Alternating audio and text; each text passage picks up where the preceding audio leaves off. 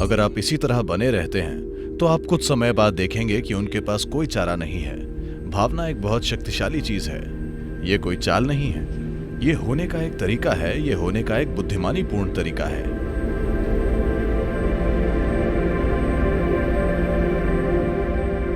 सतगुरु, क्या आप हमें सद्भावना बनाने और बोध को संभालने के बारे में कुछ बता सकते हैं? तो सद्भावना कैसे बनाई जाए? मैं एक चोटी की कंपनी के लिए एक कार्यक्रम कर रहा था। वो वाकई दुनिया की सबसे बड़ी बहुराष्ट्रीय कंपनियों में से एक है। वहां के चोटी के 25 अधिकारी 2 दिन के कार्यक्रम में बैठे थे। मेरे साथ 9 वॉलंटियर थे। ईशा फाउंडेशन पूरी तरह से वॉलंटियरों द्वारा चलाया जाने वाला संगठन है और ये 9 वॉलंटियर कार्यक्रम में सब कुछ संभाल रहे थे। और दूसरे दिन इनमें से एक अधिकारी ने मुझसे पूछा, सतगुरु, आपको ऐसे लोग कहाँ मिलते हैं? क्योंकि वे हमेशा कंपनी छोड़ने की सोचते हैं।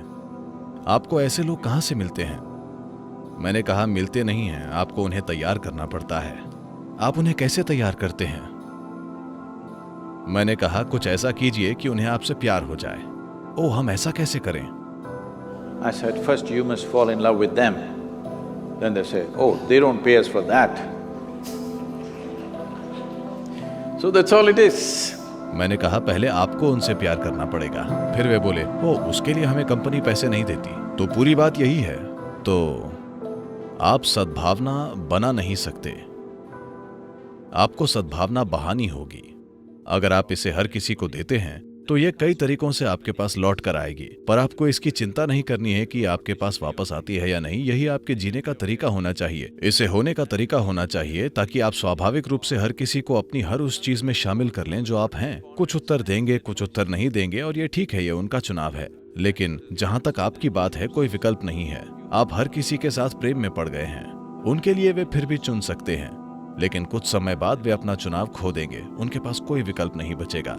अगर आप इसी तरह बने रहते हैं तो आप कुछ समय बाद देखेंगे कि उनके पास कोई चारा नहीं है। शुरू में वे ऐसे बर्ताव करेंगे जैसे उनके पास विकल्प है, लेकिन थोड़े समय बाद उनके पास कोई विकल्प नहीं बचेगा।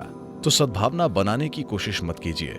देखिए, जब मैं कहता हूं कि किसी चीज के साथ प्रेम में पड़ जाइए, तो मैं बस ये कह रहा हूं, जिसे आप प्रेम कहते हैं वो आपकी भावनाओं की एक खास सुखद स्थिति है। भावना एक बहुत शक्तिशाली चीज है। हालांकि लोग हर तरह की तार्किक बकवास करते हैं, फिर भी दुनिया इंसानी भावनाओं से संचालित है।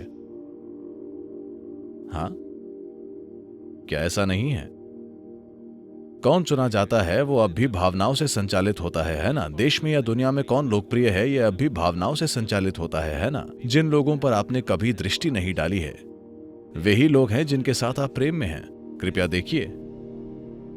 हाँ, आप अमिताभ बच्चन को या तेंदुलकर को या ब्रैड पिट या किसी और को, शायद एंजेलिना जोली को देखते हैं। माफ कीजिए।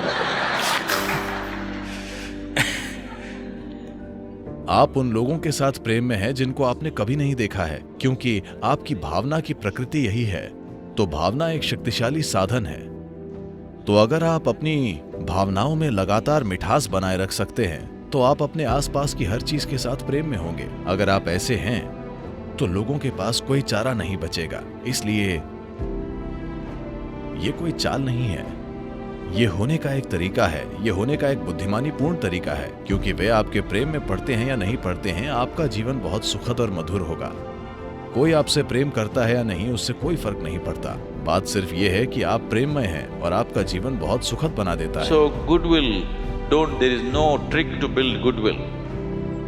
तो सद्भावना बनाने के लिए कोई चाल नहीं होती, उसे चालाकी कहते हैं। कोई तरकीब नहीं है, आप बस ऐसे बन जाइए। जो उत्तर देते हैं वो उत्तर देंगे, जो नहीं देते वो नहीं देंगे। इसमें क्या समस्या है?